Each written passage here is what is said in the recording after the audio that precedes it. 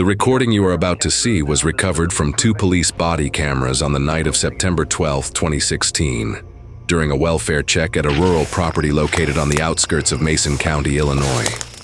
The call was never classified as an emergency. There was no history of domestic violence, psychiatric disorders, or prior incidents recorded at that address. The residents, Abigail and Thomas Keaton, were known in the region as quiet people with stable routines, practically invisible to the local community.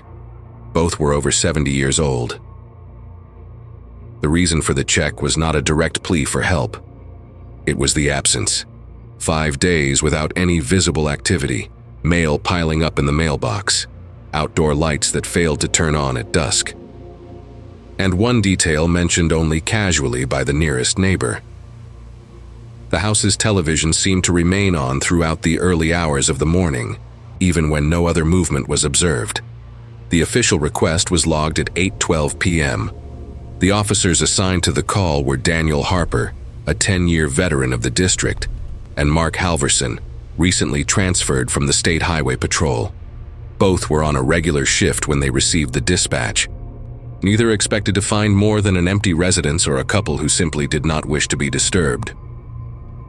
At 8:47 p.m., the cruiser leaves the paved highway and enters the dirt road leading to the property. Harper's body camera activates automatically. The initial frame shows the irregular reach of the headlights cutting through dust particles suspended in the cold night air. Halverson remarks, in an almost casual tone, that he didn't realize a house so far from the main road was inhabited. Harper responds after a few seconds of silence. He says only that the area looks different after sunset. Keep going, don't stop. About 40 seconds after entering the road, the cornfield appears. First on the right, then on the left, rows too high to allow any lateral view of the terrain. The road seems to narrow gradually, as if the space were being compressed by the vegetation. Neither of them verbalizes this. The headlights then capture something for less than a second. A circular area where the plants seem to have been pressed against the ground, not broken, not uprooted, just lying flat. Hold on, what is that?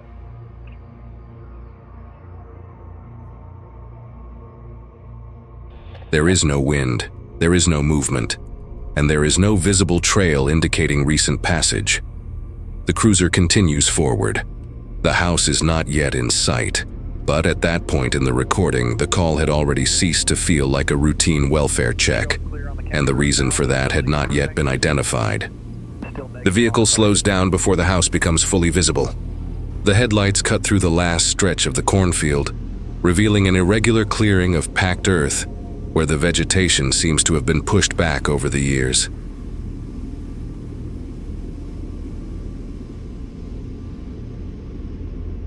The residence emerges slowly.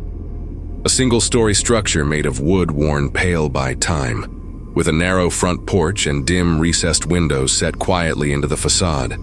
There are no outdoor lights, no movement, no sound other than the engine still running. Harper parks about 10 meters from the main entrance. The body camera stabilizes as he opens the door. The first detail to enter the frame is not the house. It is the mailbox. The metal lid is open. Folded letters spill out, some already warped by moisture. Halverson comments in a low voice that this should have been collected days ago. Harper does not respond. He merely closes the cruiser door with excessive care, as if the noise might alter something in the environment. The two walk along the small dirt path leading to the porch. The sound of their footsteps is dry. No echo, no reverberation. As they approach the facade, Halverson slows his pace. He leans his body slightly to peer through one of the side windows. The interior curtain is almost completely closed. Almost. Through a narrow slit, the bluish light of a television pulses against the darkness of the room.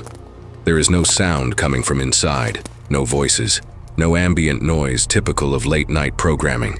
The image seems to change in intensity irregularly, as if the device were switching channels or receiving an unstable signal. Halverson mentions this. Harper is already at the door. He knocks twice, firmly. Sheriff's Department. Mr. Keaton? Mrs. Keaton?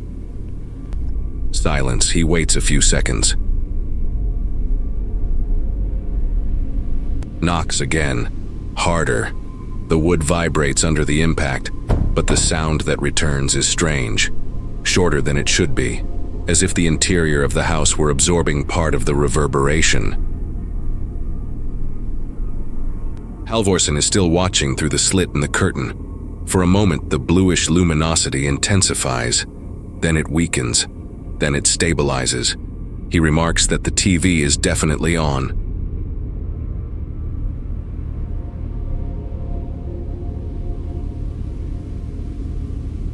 Harper tests the doorknob.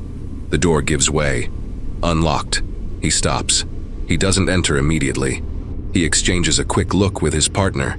This changes the protocol. Possibly occupied residence. Entry without forced entry. He pushes the door just enough to create a dark opening ahead. The air coming from the interior is colder. Not freezing, but clearly colder than the outside. Halverson moves away from the window and positions his hand near his holster. Not out of an immediate threat, but out of professional reflex. Harper announces their presence again. No response. They enter. The camera automatically adjusts its exposure. The front room is simple. An old sofa, a side table, a lamp turned off. And in the left corner of the room, the television. The volume is at the minimum, perhaps on mute. The image does not correspond to any identifiable channel. There is no logo, no recognizable programming. The screen displays dark patterns interspersed with brief flashes of what looks like human movement, but always incomplete, never clear enough to confirm. Halverson takes 2 steps closer. Harper remains near the door. The floor creaks under their weight. It is the first normal domestic sound since their arrival. It should have eased the tension. It doesn't. Harper calls for the couple again. His voice sounds smaller inside the house, as if the space around them were larger than the external structure suggested. A narrow hallway extends beyond the living room, leading to the rear of the residence. It is completely dark, and for an almost imperceptible second, the image on the television changes. Not the channel, the perspective, as if the camera being displayed on the screen were positioned at some point inside the house itself. Facing the hallway they have not yet entered, Halverson notices. He doesn't comment, but his body visibly stiffens. The recording continues, and at that moment the routine check ceases to be a plausible hypothesis. Whatever was being captured there already seemed to be watching back. The first noise does not come from outside. It comes from above, a dry, dragging sound, like wood slowly scraping against the floor. Harper raises his head before even realizing he has stopped breathing for a few seconds. Halverson hears it too. The sound repeats. It is not an impact. It is not something falling. It is movement. Slow, irregular, as if a heavy piece of furniture were being moved carelessly in the attic. Neither comments immediately. The house remains silent after that. Too silent. Harper points his flashlight toward the ceiling, tracing the dark line where the retractable attic ladder is embedded. The ladder doesn't appear to have been used recently, but something up there clearly moved. He calls out, Mr. Keaton? Mrs. Keaton? No response. Halverson tests the radio, still no signal. They exchange a brief look. It isn't fear, yet it is a decision. Harper pulls the ladder down. The wood descends with a muffled creak, as if the sound were being absorbed by the very air in the house. He climbs first. The attic is smaller than expected. Low-ceilinged, slanted, with exposed beams and old insulation piled in the corners. The flashlight beam reveals open boxes, scattered cables, a disassembled tripod, VHS tapes without labels, an old analog recorder connected to a portable television, which is turned off. Halverson climbs up right behind him. He observes the equipment for a few seconds. They were recording something up here. It doesn't look like a casual hobby. The devices are positioned as if they were part of an experiment repeated many times. The floor near the small window is marked by recent scratches, as if something had been dragged there. It is at this moment that the second sound arises, this time from outside, distant, weak. An irregular noise that for an instant resembles a human voice trying to break through the wind. The two freeze. They listen again. It isn't clear. It isn't intelligible. But there is enough rhythm to suggest effort. Halverson speaks first. Could be someone hurt out there. Harper agrees almost immediately. In rural areas, disoriented elderly people are found collapsed in crop fields more often than one might imagine. They approach the window. Harper forces the old latch. The wood gives way. The window opens. The cornfield emerges like a dark, motionless ocean.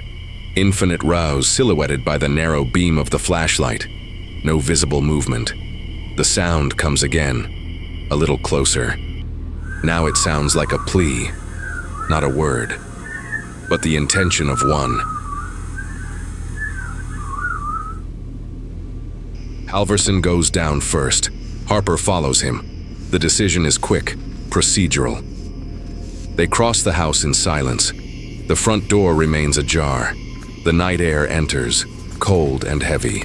The moment they step onto the uneven ground of the yard, the sound changes. It is no longer distant. It is distributed, as if it were emerging from different points among the rows of corn. They advance a few meters. The flashlight sweeps the tall stalks, rigid shadows, no human silhouette. Nothing here. Over. Harper calls out loudly, "Sheriff's Department, if you can hear us, respond." Nothing. Only the dry rustle of leaves touched by their own light. They stop. They exchange another look. Doubt begins to replace urgency. Halverson suggests going back to the cruiser and calling for backup. Harper agrees. They turn their bodies almost at the same time, and that is when it happens. First, a movement in the air, almost imperceptible.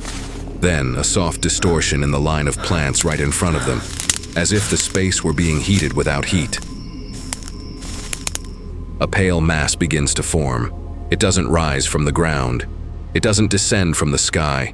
It simply appears, dense, milky, spinning slowly upon itself.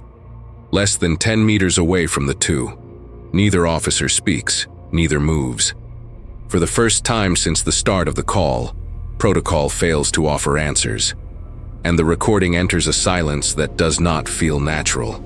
For a few seconds, neither officer can explain what they have just seen in the cornfield. The smoke formation remains suspended in the air, long enough for both to confirm it is not dust, fog, or common thermal vapor. It does not drift with the wind. It does not disperse. It simply loses definition, as if something had stopped sustaining it.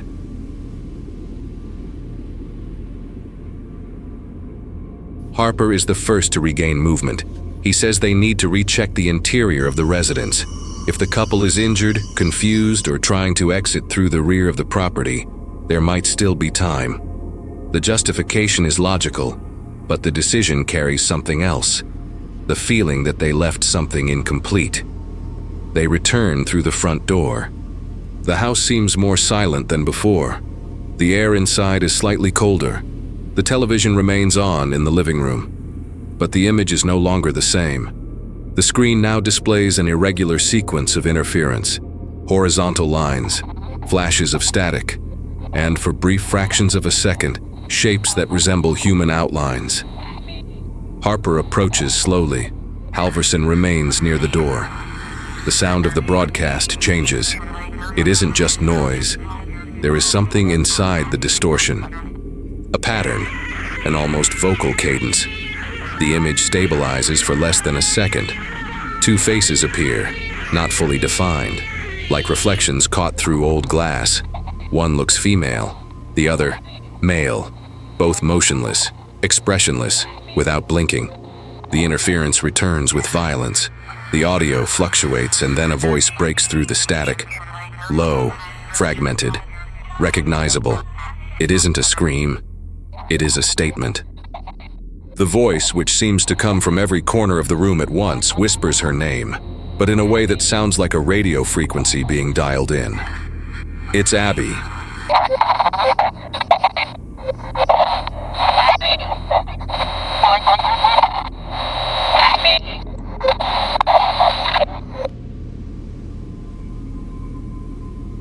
Halverson recoils instinctively. Harper remains motionless for another moment, long enough to confirm that the sound did not come from any device he can identify. No visible source, no immediate explanation. The decision to leave is not discussed. It happens. The two burst through the door almost at the same time. The body recording logs hurried footsteps over the gravel. Irregular breathing. No further attempt to contact the house. No additional radio calls. The cameras are turned off minutes later, still inside the cruiser, while the headlights illuminate a frantic exit through the cornfield that seems to have no end. As the cruiser headlights cut back through the rows of corn, the vegetation did not move with the wind. It shifted seconds after they passed, as if something inside the field had been following their position in the dark. In the days that followed, the property was searched. The recording devices were collected. Statements were taken. No coherent sequence of events could be reconstructed. No physical trail leading away from the property was ever identified. The surrounding fields showed no disturbance consistent with flight, injury, or concealment. And after that night, no verified sighting of the couple was ever recorded again. Whatever the Keatons believed they were attempting to reach, the investigation could not determine if anything had answered. The origin of the images broadcast by the television that night was never determined, nor was the voice. Whether what was captured represented technical interference, a deliberate attempt at communication, or something that should not have been recorded, remains an open question. What the welfare check ultimately confirmed was not safety.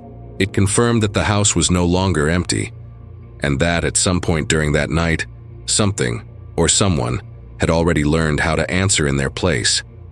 If you have an interpretation for what was seen on that screen, or for what seemed to be waiting in the cornfield, perhaps that is the part of the case that has not yet ended.